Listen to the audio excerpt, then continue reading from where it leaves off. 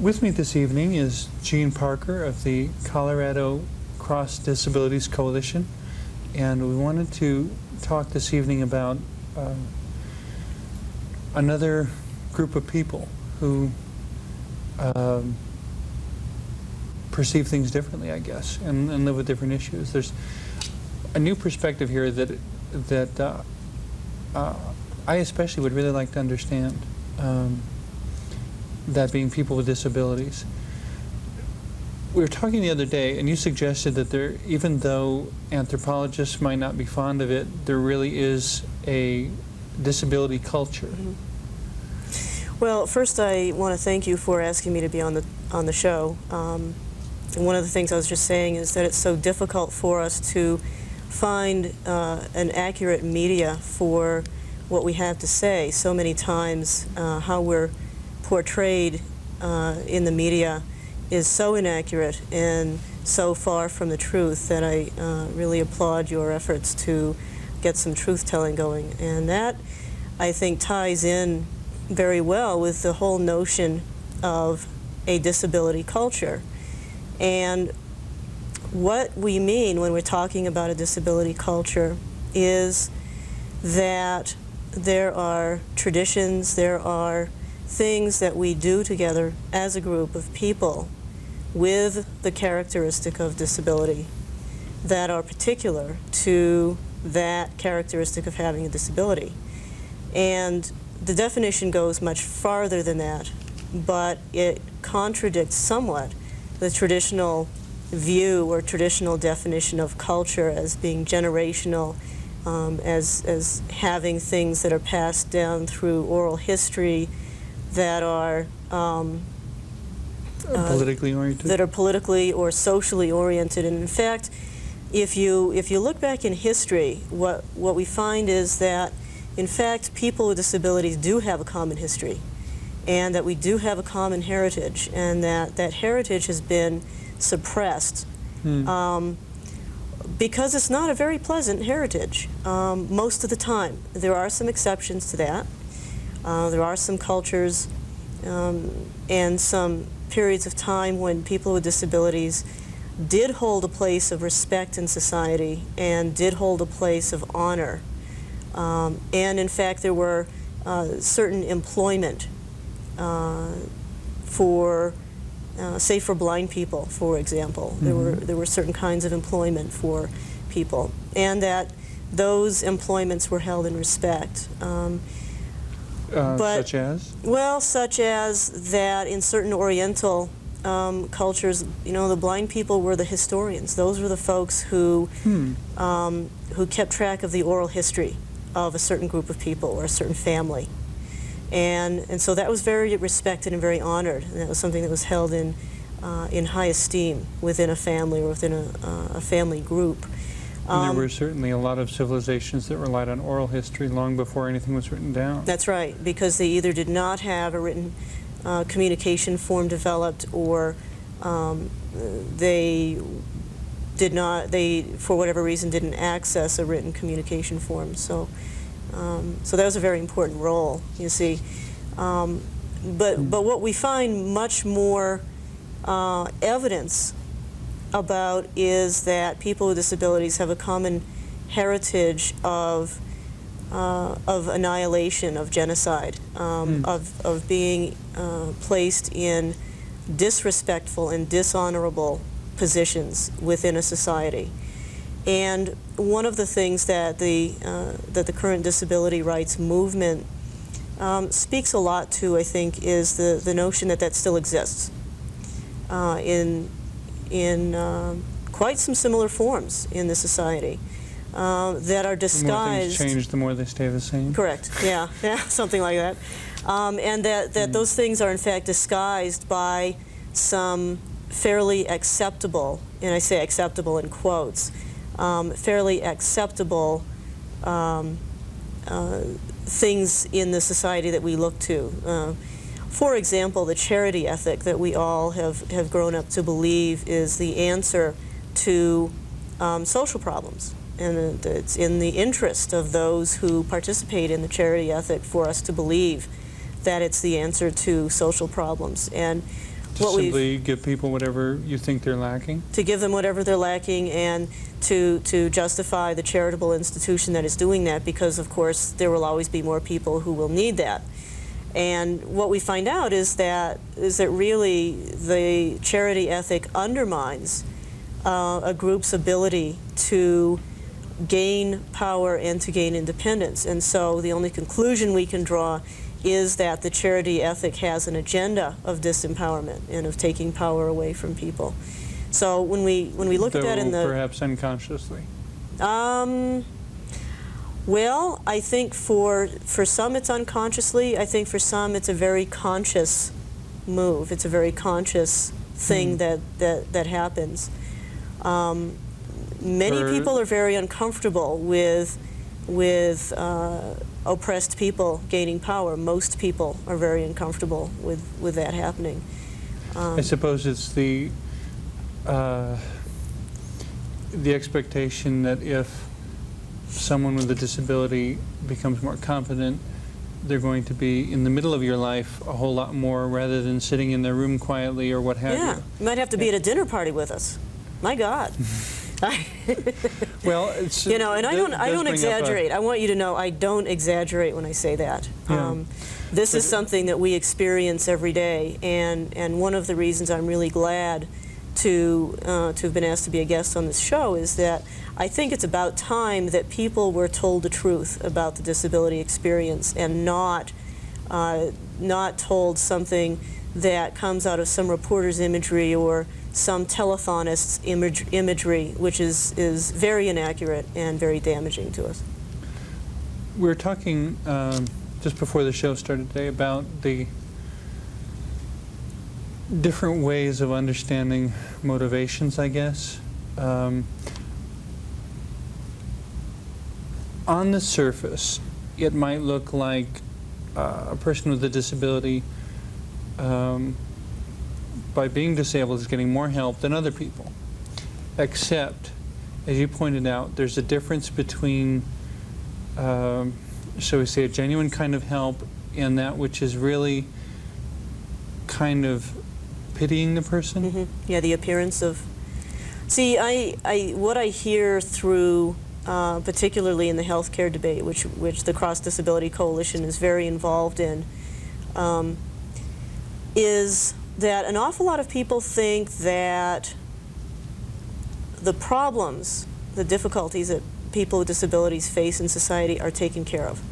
Oh, they get their pensions, they get their employment programs, they get their services, they get their subsidized housing. I don't have to worry about that. Well, that's assuming life ends with food, clothing, and shelter. Right. Well, I'm here to tell you that it's not true. It just simply isn't true. And what we've seen come out of the healthcare debate is, at last, a real truth-telling around how some people feel and how some people view people with disabilities. We talked before about a substantial amount of backlash after the Americans with Disabilities Act. We've seen that in the press. We see that in talking with people. We see that in debates, and we have especially experienced that in the healthcare debate, where people who only know their potential, who only know what they can do and have never been faced, say, with a limitation, are saying, oh, well, those people cost too much money, and I don't want to participate in a healthcare reform if part of what I earn has to go to support those people, and if I have to have less health care for those people to have more health care. And we've seen that very dramatically in public hearings, healthcare hearings, in debates that we've witnessed or participated in. And what that says is that really the value of people with disabilities and our right to exist is being questioned by an awful lot of people in power. I think it's very maybe clear. A lot of people in the general public, you hear the accusation a lot of late, it seems, about people being out of touch with their feelings, and I'm wondering if there aren't a lot of people out there who are completely out of touch with their feelings about disabled people. And perhaps one of the places this backlash is coming from is just that they're suddenly confronting a part of themselves that they were so out of touch with, and they're terrified because they don't know how to deal with it. Right. Yeah, we do not grow up with any training or any discussion or believing that there's any possibility that we become disabled. If you think back on your childhood, we grow up believing, a lot of us did, that we would have access to the American dream, and that we would have access to those things on an equal basis with other people. Well, with other people of a specified group. Correct. Yeah. And so when you add in the factor of disability, now you have an added physical or mental condition which creates some real problems in mobilizing around the society, either physically or attitudinally. And so the notion of people accepting the role of people with disabilities as a normal part of a society, as a normal experience that one can and should expect, is not there. And the absence of that training, the absence of that childhood discussion has the same effect if you left any other essential part of life out of the rearing of a child. You know, they don't believe it's possible. They grow up believing it's not going to happen to them. It's not possible. It only happens to somebody else. It wasn't part of the picture. That's right. It wasn't part of the picture they were given about their future. And we do a disservice to kids when when parents see a person with disability, say in a shopping mall or on the street, and they pull the kid away and say, "Shh, you know, don't talk about that." That's a disservice. I mean, that's saying to that child that it's a negative thing to have a disability and that it's not something that you should be concerned about. When clearly evidence indicates that virtually everybody will experience disability at some point in their life. It just is going to happen. It's just going to happen. Well, whether it's going to happen to me or not, to me it's not so much the issue as, well, it'd be like driving a car and refusing to get car insurance because there's a chance that it won't happen to me. You know, there's a chance that it will happen to you, and because of that you get the insurance. I was talking with someone a few months ago about a particular church building that is not handicap accessible at the present time. And I suggested to them, if I was a member of the church and, you know, when you live in a metropolitan area, there's a lot of driving. Any car accident could suddenly turn me into a paraplegic. That being the case, suddenly facing the prospect of never being able to walk again, yeah, maybe it doesn't seem like much in comparison, but I don't know that I would want it to additionally mean never going to church again. Correct, yeah. And that's part of what civil rights legislation around disability is all about, even though ironically that you bring up churches, there's an exemption for churches on this wonderful civil rights law. How about that? I would think they would want to do it without the law. Well, it becomes a moral argument at that point with churches. You know, at least with some churches, it becomes a moral argument, and many of them have seen fit to morally argue in each direction. So, then either for or against. Or against. It seems as though they either take this on as a moral mission, you know, and really say we're going to become accessible and we're going to try to enhance the membership of people with disabilities, particularly those with mobility impairments, to our membership, and get them to be a part of this community, because the church is really a community. As opposed to the churches that are arguing the other side being... We don't have the money, we don't have the money, we don't, you know, the whole thing, when really what they're saying is we haven't made this a priority. Yeah. You know, it's not about money, it just isn't, and it's about priority. I recall hearing about one I think it was a church missions meeting or something, where it was a medium-large church, not huge, but medium-large, and the person addressing the meeting simply said, "We're going to take up an offering, and the only thing I want you to put in there is the pocket change you currently have on you." And they collected like $5,000. And that was pocket change. That wasn't, nobody wrote out a check, nobody went to the bank, it was just what they had on them.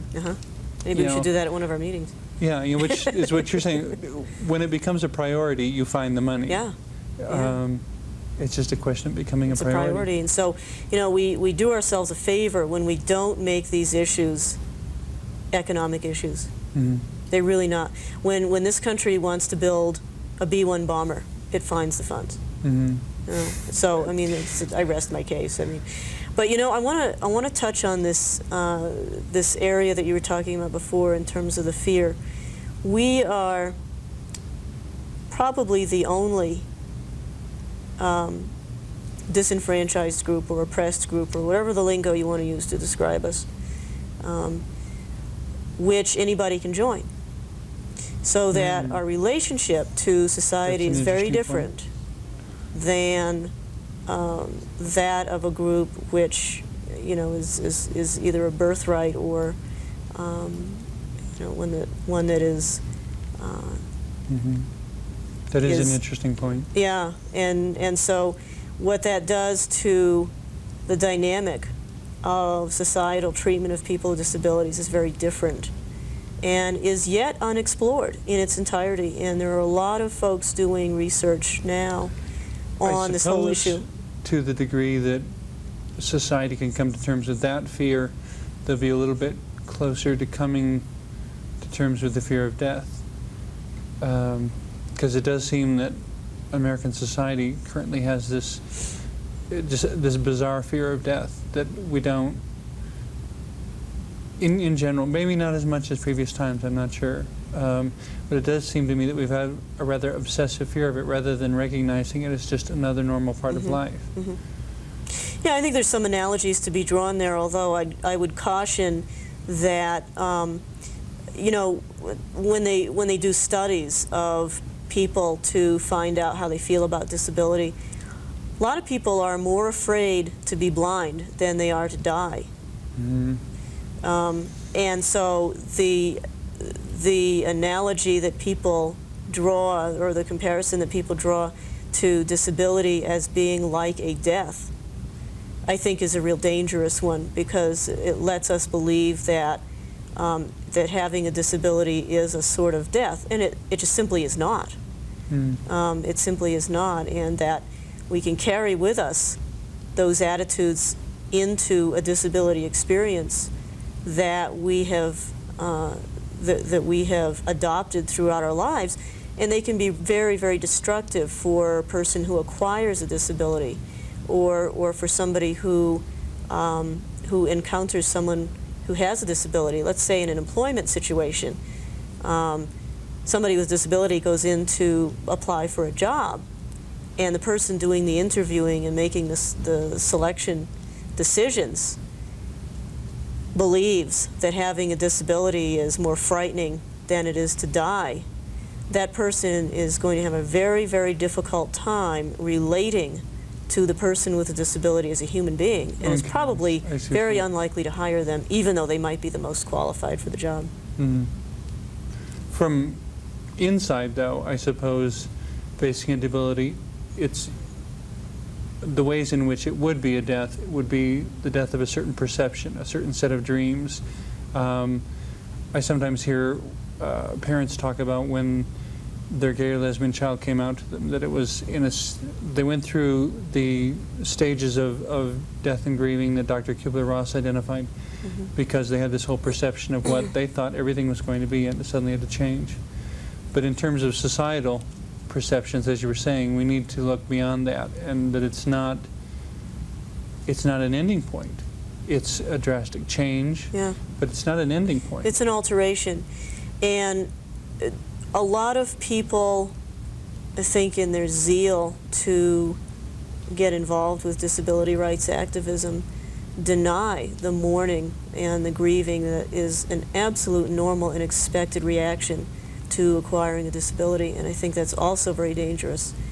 Whenever there's a change, any kind of a change, you have to have a sense of that change, and you may experience that as a loss, and that's perfectly normal. And to deny that is equally as dangerous, because it's there.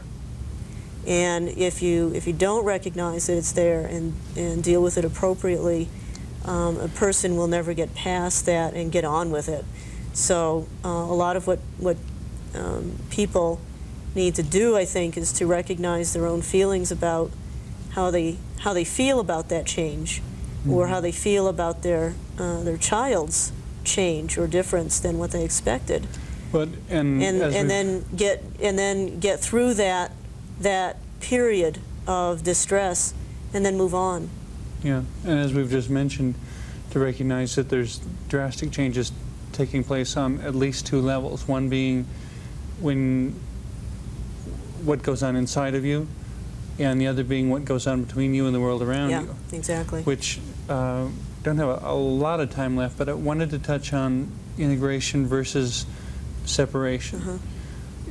Seems like we used to have a lot more separation, and now there's more of a push toward integration. What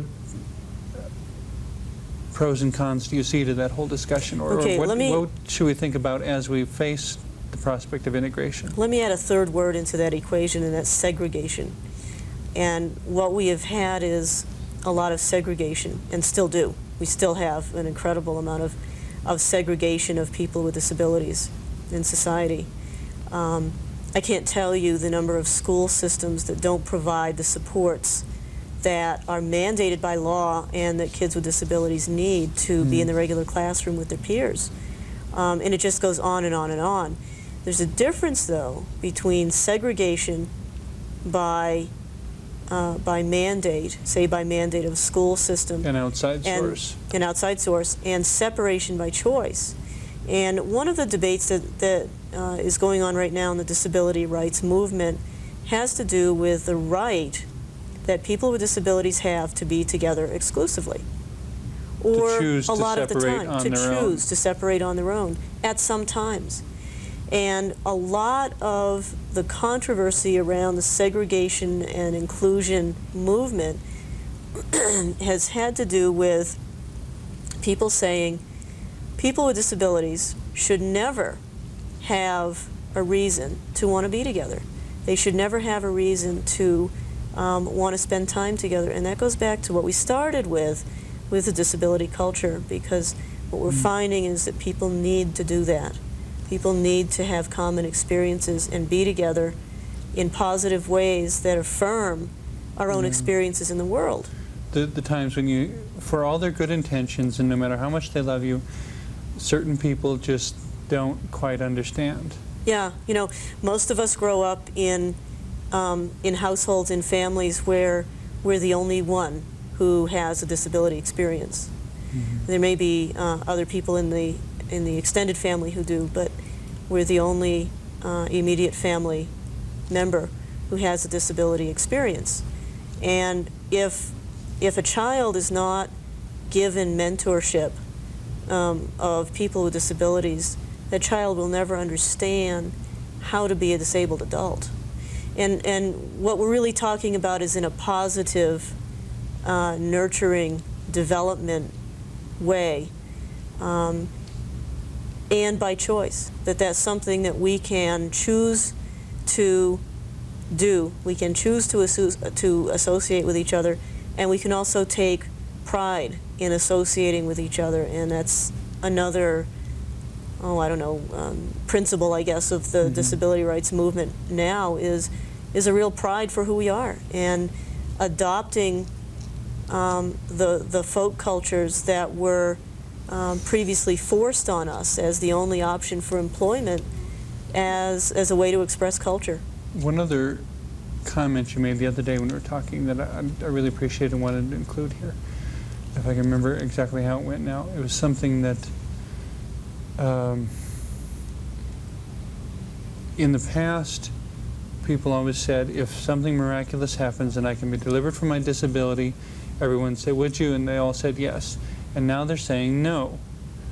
Some and are. Mm-hmm. Yeah, not universally one way or the other. I mean, but I really appreciate what you said when you pointed out, and it seems like it would be obvious. When it comes right down to it, the disability has helped to make you who you are. Right. I mean, you wouldn't be the same person if you Yeah. hadn't had to deal with this all your life. Yeah, and that is a positive characteristic. See, and that really defies any notion that we've grown up with about disability. When you think back about what you learned as a kid about what it might be like to be disabled, or what would life be like for a person with disability, when you think back on your life experiences and the messages you got about that, to say that one can have a disability and have that a characteristic of pride is very, very different and very contrary to what we've all been taught to believe. I think sometimes we love people so much that we want to just fix everything, when really, you know, it's like working out on a weight machine. You have to do the exercises yourself or you'll never develop the strength. But it's been wonderful having you here on the show. It seems like our time just Thank you. disappeared so fast. It sure did. But thank you so much for sharing the things you did. And if nothing else, we've certainly got a lot to think about. Good. Well, we'll do it again sometime. I hope so.